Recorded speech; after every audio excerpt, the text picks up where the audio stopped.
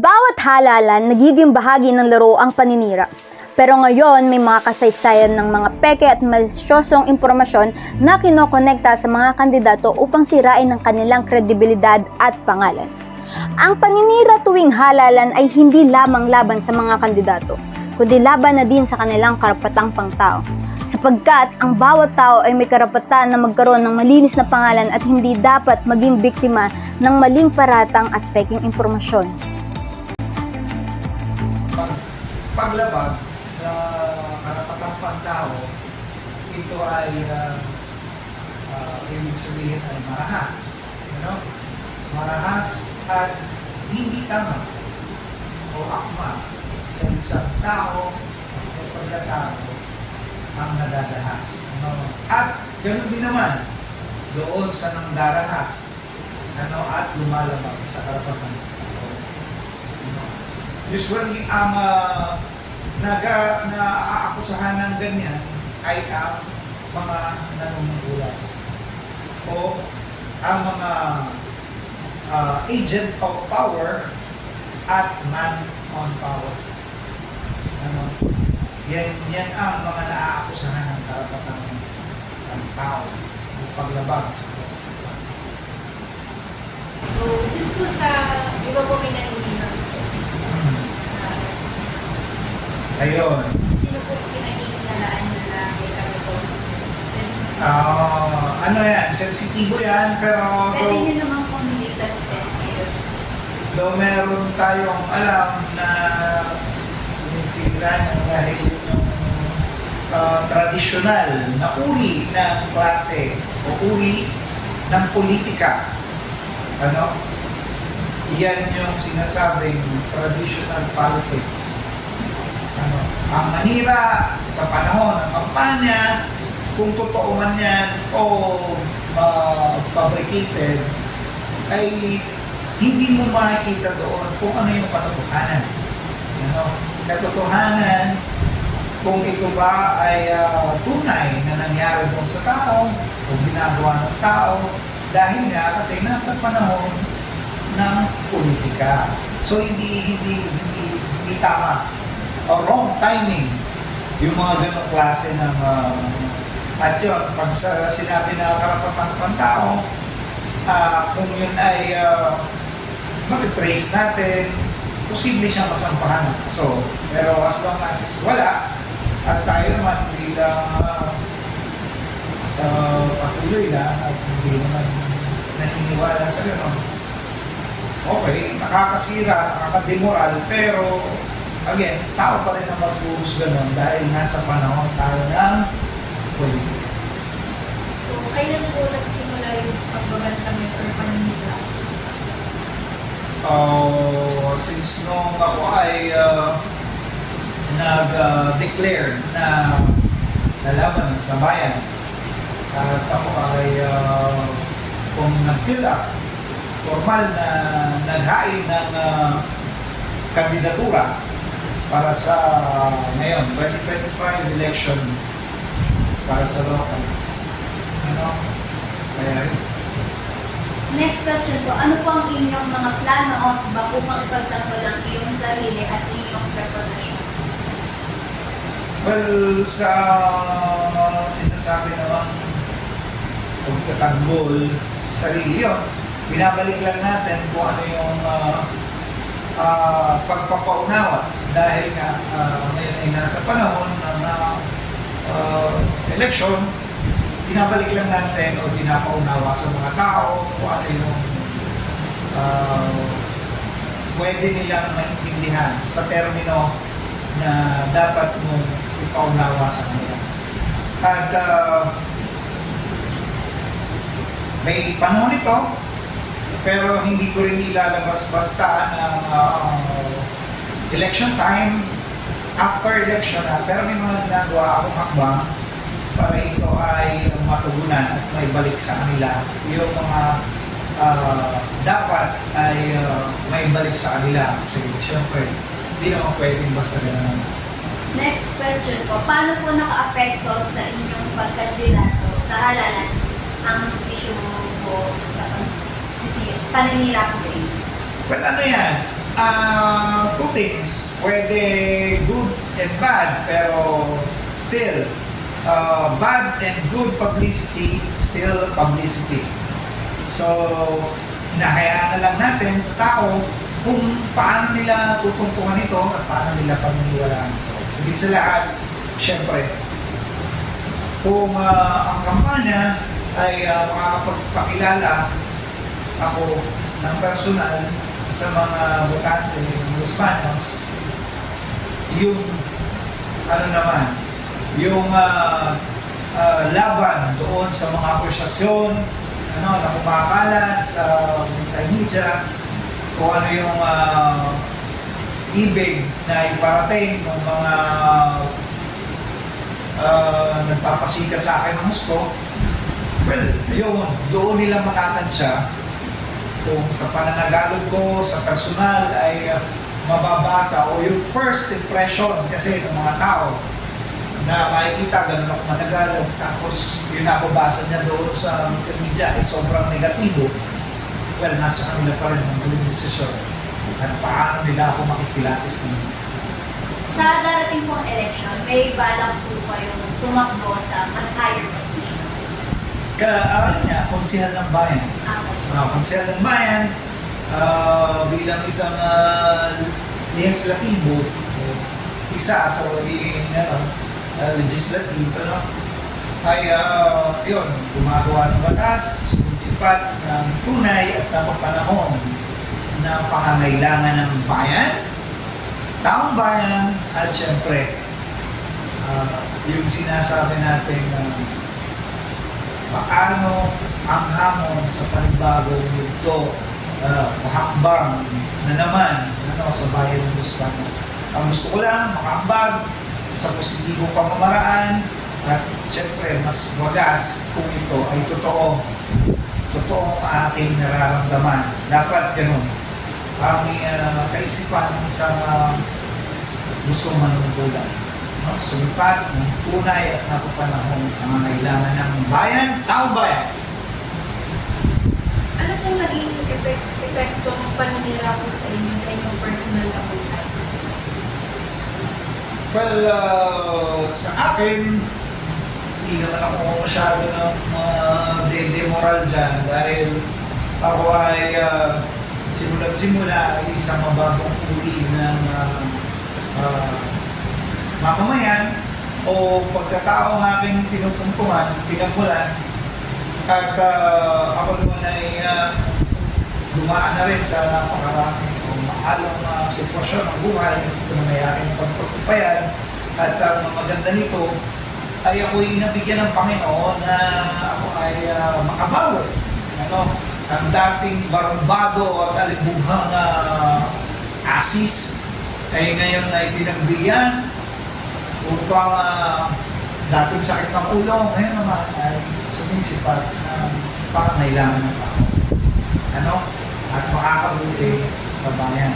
Yun lang naman. So, ibig sabihin, karangalan ko pa rin at wala na sa akin sisirain. Pinagdaanan ko na yan, At ako may bukas na libro, lalo na ang pamuhay ko dito sa barangay Utongin Puto, lalo na yung mga nakakaintod sa akin, alam nila, bukas na libro ako, ang buhay ko. Kaya wala na akong maitatago sa kanila. Kaya yun ang napakahalaga nun. Maging totoo lang, ano man ang pinagdaanan sa buhay, yan ay karangalan. At yan ang nagpapatatag sa isang tao, kaisipan ng tao, at pagkatao ng isang tao. Sa kabila ng mga hamon, ang bawat boto ay mahalaga. Ang tunay na laban ay hindi lang sa mga kandidato, kundi sa pagprotekta sa ating mga karapatang pangtao. Ang diskriminasyon na naranasan ng interviewee ay nagpakita ng isang malinaw na paglabag sa kanyang pagkatao. Hindi siya tinuring na isang individual na may sariling kakayahan at dignidad, kundi isang representasyon lamang ng kanyang kulay. Ang pagwawalang bahala sa kanyang mga kwalifikasyon at ang pagtuon lamang sa kanyang kulay ay nagdulot ng matinding pagpapahiya at pagkawala ng pagpapahalaga sa sarili. Magandang araw po. Salamat po sa inyong oras. Alam kong mahirap po ang pagkukuwento ng inyong karanasan, pero mahalaga po ito para matuto tayong lahat tungkol sa racial discrimination. Salamat din po. Sana nga po yung makatulong ito. Ang hirap lang talaga. Minsan parang wala kang magawa. Ano ba yung pinakamasakit na naranasan mo dahil sa kulay mo? Ang hirap magpaliwanag. Pero isang beses, naghahanap ako ng trabaho. Naka-apply ako sa isang malaking kumpanya. Nakarating ako sa interview. Mukhang maganda naman yung takbo. Pero nung nag-usap kami ng manager, parang iba yung tingin niya sa akin. Parang hindi niya ako kinakausap ng diretso. Tapos nung tinanong niya yung sa experience ko, parang hindi niya naman talaga pinakinggan. Diretso na siya nagsabi ng thank you for your time. Parang wala lang. Di man lang niya sinabing tatawagan nila ako. Alam mo yung feeling na hindi ka naman tinanggihan pero alam mo hindi ka rin matatanggap. Parang hindi lang ako yung nakita niya eh. Parang pakita niya lang yung kulay ko. Parang hindi ka niya tinuring na tao? Ganun na nga po. Para bang wala akong boses. Para bang hindi ako, parang hindi importante yung sasabihin ko. Basta nakita niya ang kulay ko, tapos ng usapan. Para bang hindi ako tao. Anong pumasok sa isip mo nung mga oras na yun? Napahiya ako.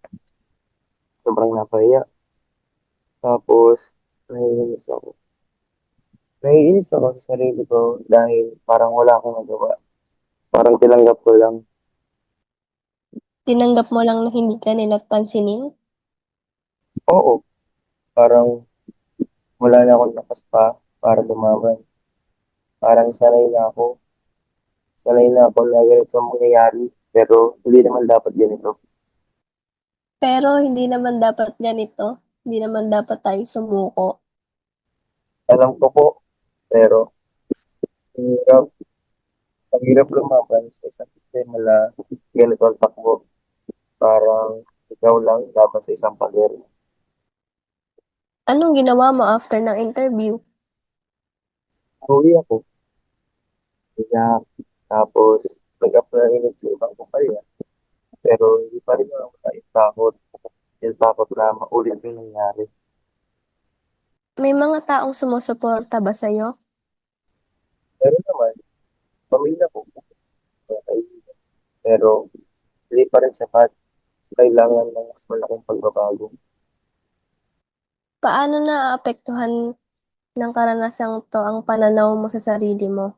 Paano ito naapektuhan sa iyong pang-araw-araw? Naging mahihayin ako. Parang ayokong kapag-usap sa mga tao. Natatakot akong ma-judge. Natatakot akong maging disqualified. Apekto, apektado rin ang pagdating ko sa trabaho. Parang hindi na ako gaano apply. Natatakot akong ma-reject ulit. Ano ang mga ginawa mo para ma-cope up sa mga ganitong karanasan? Paano mo inaayos ang iyong sarili? Kumausap ako, kausap ko ang pamilya ko at mga kaibigan. Sumasama ako sa mga grupo na may parehong karanasan. Nakakatulong yung pag-share ng kwento, nakakapagbigay ng lakas. Minsan, sumasali ako sa mga activities para ma-distract ang sarili ko pero hindi pa rin talaga nawawala yung sakit. Sa tingin mo, ano ang mga dahilan kung bakit nangyayari ang ganitong uri ng diskriminasyon? Ano ang mga dapat natin baguhin sa lipunan? Punto, kulang pa ang edukasyon tungkol sa racial equality. Maraming tao ang hindi nakakaalam o ayaw umamin ng may mga problema. Kailangan din ng mas malakas na batas para maprotektahan ang mga biktima. At kailangan din ng pagbabago ng mindset ng mga tao. Kailangan natin turuan ng mga tao na maging sensitibo at kaunawain. Ano ang gusto mong sabihin sa mga taong naniniwala sa ganitong uri ng diskriminasyon? Sana maging sensitibo sila. Sana tingnan nila kami bilang tao, hindi bilang kulay lang.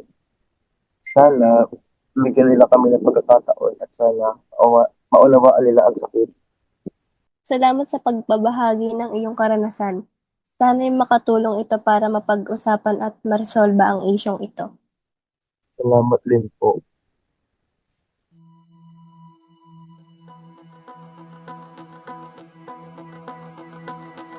Sa pakikipanayam, naintindihan ko kung gaano kahalaga ang personal na kwento para makita natin ang tunay na epekto ng diskriminasyon.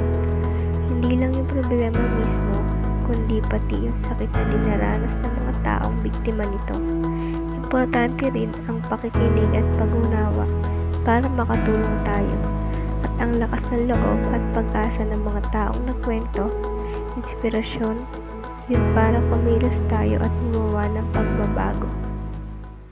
Magandang araw po, ako si Elaine.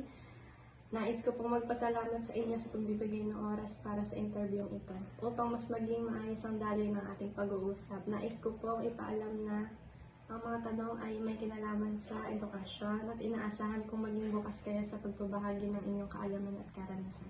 Para sa unang tanong, ano ang pangunahing dahilan kung bakit hindi mo na ipagpapatuloy ang iyong pag-aaral? Una sa lahat, kasi po wala po kaming stable na nagkakakitaan at saka ano ba to? Tsaka hirap po talaga kami makapag-aral. Pangalawa, paano nakakaapekto sa iyong pang-araw-araw na buhay ang hindi pagpasok sa paaralan? Wala naman kasi parang nasanay na rin ako na nakikita ko yung iba na pumapasok tapos ako hindi. Ano ang nararamdaman mo tungkol sa sitwasyon mo sa edukasyon? Well, masakit para sa akin kasi hindi ako nakapag-aral. Pero lumalaban pa rin ako para balang araw kapag ako makapag-aral ako. Mayroon bang sumusuporta sa iyo upang makabalik sa pag-aaral? Actually, meron naman pero hindi kayang suportahan ni Mama. Alam kami magkakapatid. Kaya lahat kami di niya kaya pagsabay-sabay ng pag-aaral. Kaya yung iba sa amin kailangan tumigil. Ano ang pananaw ng iyong pamilya tungkol sa edukasyon? Para sa kanila, importante naman eh. Pero may ibang pamilya kasi na hindi kayang tustusan lahat ng pag-aaral ng mga anak nila. Kaya maraming humihinto. Ganun. Ano ang pinakamalaking gastos na pumipigil sa iyo sa pag-aaral? Actually, lahat. Baon, tuition, or kahit pamasahe. Di kayang suportahan. Kung gusto ko mag-aaral, kailangan tatay ako sa sarili kong paa. Sinubukan mo na bang humanap ng scholarship o financial aid? Ano ang naging resulta? Actually, maraming beses ako sumubok. Pero lahat ng mga sinubukan ko, wala rin ako nabala. Kaya mas inisip ko na lang magtrabaho. Kung may libreng edukasyon na malapit sa inyo, magiging posible bang bumalik ka sa pag-aaral? Hindi ko masabi kung oo. Kasi may ilan pa akong kapatid. Baka sila muna yung uunahin ko pag-aralin bago ako. Ano ang pwede mong gawin upang makapag-aral kahit hindi sa traditional na paaralan? Isa lang ang way dyan para matustusan yan, ang maging working student. Kung mabibigyan ka ng pagkakataon, anong kurso o larangan ang gusto mong tahakin? Kasi nung bata ako, gusto ko na maging pulis. Kaya siguro kung magkaroon ako ng pagkakataon, baka gusto ko maging criminology. Kasi yun talaga pinakapangarap ko eh. Maraming salamat po sa inyong oras sa pagbabahagi ng inyong kaalaman at karanasan. Napakalaking tulong po ng inyong mga sagot sa aming pag-aaral. Ang ganitong karanasan ay maaaring magdulot ng kawalan ng oportunidad, mababang sahod kumpara sa iba, o hindi makatarungang pagtrato sa workplace. Maaaring rin itong magdulot ng emosyonal at mental na stress sa isang empleyado. Naranasan mo na bang malabag ang iyong karapatang pantao? Oo o hindi? Oo. Kung oo, anong uri ng paglabag ang iyong naranasan? Pisikal na pananakit? Pang-abuso sa salita o pananakot? hindi pantay na pagtrato o diskriminasyon, pagkait ng kalayaan o karapatan, or may iba pa akong hindi nabanggit dito na iyong nakaranasan din? Hindi pantay na pagtrato o diskriminasyon. Tapos, ano nangyari din?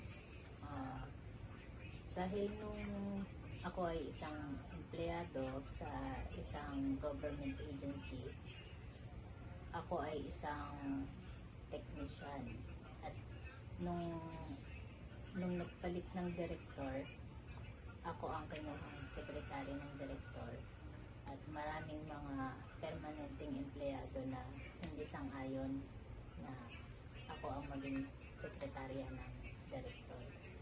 Nung panahon yun, naranasan ko ang diskriminasyon at hindi makataong pagtrato sa akin dahil may mga pagkakataon na ginawa nila ng paraan upang maibaba yung aking sahod sa yung dati kong sahod, ibinaba nila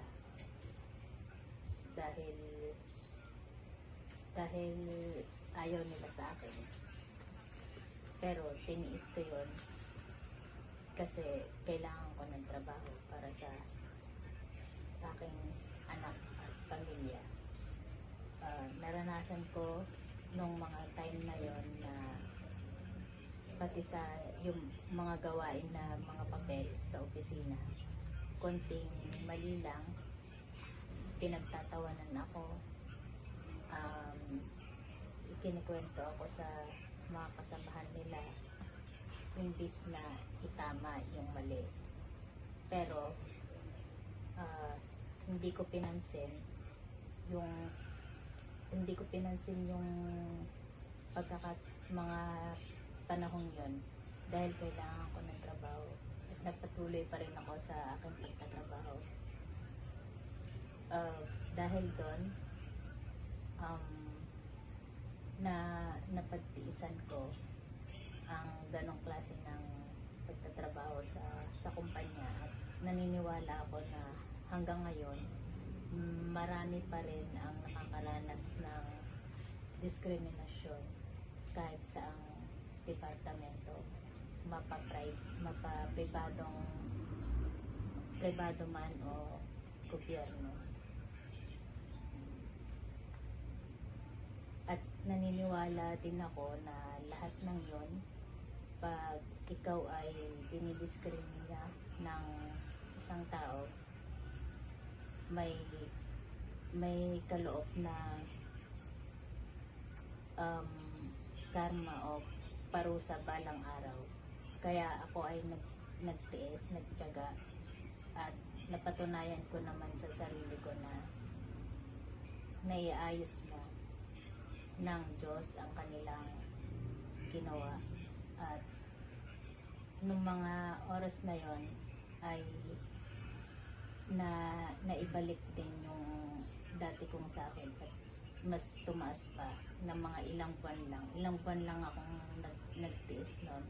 Pero yung diskriminasyon nila ng mga taong yon ay ganun pa rin yung pagtrato sa akin. Pero hinahayaan ko na lang sila na gawin mo dahil kilala ko naman ang aking sarili at marami namang naniniwala sa akin kaysa sa hindi naniniwala. Pero ikaw lang yung nakatry na, yung mga katrabaho mo, hindi nasubukan mo ganun. Nasubukan nila, marami kami, hindi lang ako. Di alam nila yung kalagayan mo nung time na yun. Alam nila. Pag hindi mo na paglampasan yung mga bagay na yon, ikaw ang magiging kawawa kasi mawawalan ka ng trabaho kung hindi mo matiis yung mga ganong klaseng diskriminasyon sa buhay. Yun ay parte ng buhay ng isang tao. Kaya ang aking maipapayo ay maging matatag pero kung hanggang maaari, huwag kang labag ng iyong karapatang pangtao. Ipaglaban mo yung karapatan mo. Ayun lang. Maraming salamat. kawalan ng kumpiyansa sa sarili at takot sa workplace, kawalan ng oportunidad na umasenso sa trabaho, stress, anxiety o depression dahil sa hindi pantay na pagtrato,